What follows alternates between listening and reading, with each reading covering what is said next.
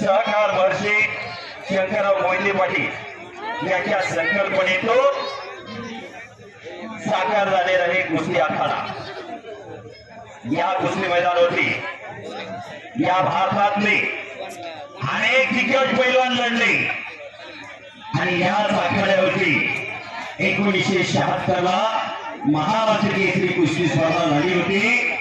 पुण्याचे हिरामन बनकर यांनी महाराष्ट्र केसरी होण्याचा बहुमान या ठिकाणी मिळवला होता। काय करा ती कर पण छोटी छोटी मुलं लढायला लागली। यातूनच भाविकाचे महाराष्ट्र केसरी हिंद केसरी ऑलिम्पिकवीर जाकातावीर तयार होणार आहे। हा पाया आहे।